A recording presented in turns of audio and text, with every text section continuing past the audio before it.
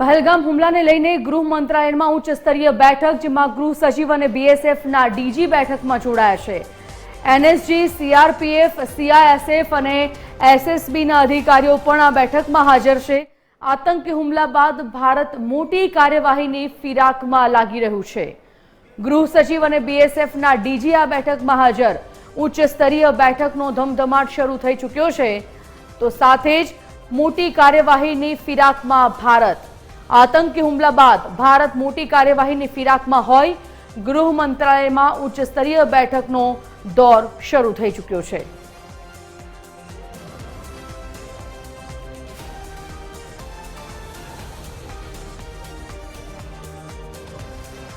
તો ઉચ્ચ સ્તરીય બેઠક યોજવામાં આવી। આતંકી હુમલા બાદ ભારતે મોટી કાર્યવાહીની ફિરાકમાં।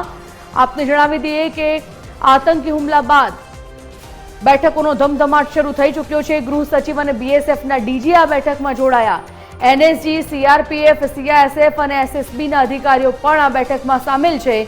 પહેલગામ હુમલા બાદ બેઠકોનો ધમધમાટ શરૂ થઈ ચૂક્યો છે।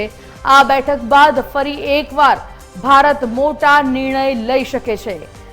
તો આગળ પણ જ્યારે બેઠક યોજવામાં આવી હતી, ત્યારે પાકિસ્તાન વિરુદ્ધ જે નિર્ણયો લેવામાં આવ્યા હતા, આતંક વિરુદ્ધ જે નિર્ણયો લેવામાં આવ્યા હતા, તેનાથી વધુ આજની આ બેઠકમાં મોટા નિર્ણય લેવાય તેવી સંભાવના।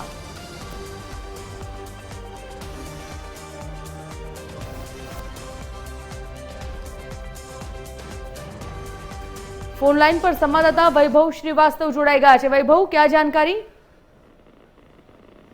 संजीव जी, बिल्कुल देखिए, जो गृह मंत्रालय पर जो बैठक चल रही है, जिसपे वो बीएसएफ, बीएसएफ, सीआरपीएफ और एसएसबी के जो आला अधिकारी थे वो वहाँ पे मौजूद थे। साथ ही साथ जो है एनएसजी के अधिकारी इस मीटिंग में मौजूद थे।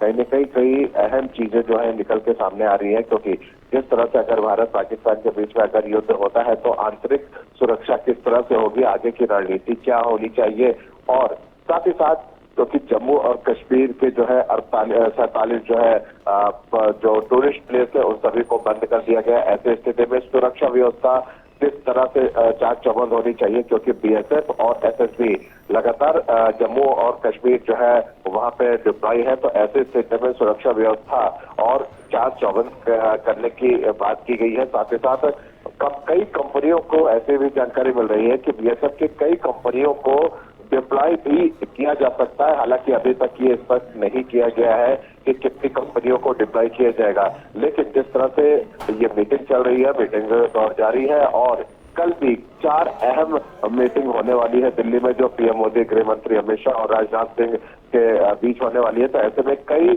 आगे की रणनीति क्या होगी, भारत की आंतरिक सुरक्षा किस तरह से होनी चाहिए, और जो रिजर्व फोर्स है उससे जरूरत पड़ने पर उनको भी बुलाया जा सकता है। इन सभी चीजों को लेकर जो है ये बैठक की गई है। जैसन जी, धन्यवाद वैभव। तो उच्च स्तरीय बैठक गृह मंत्रालय खाते शुरू થઈ ચૂકી છે। પીએમના નિવાસ સ્થાન ઉચ્ચ સ્તરીય બેઠકનું આયોજન, જેમાં મોટા નિર્ણયો લેવાઈ શકે છે। ફરી એકવાર ભારત સરકાર મોટા એક્શન પ્લાનમાં હોય તેવા એંધાણ વર્તાઈ રહ્યા છે।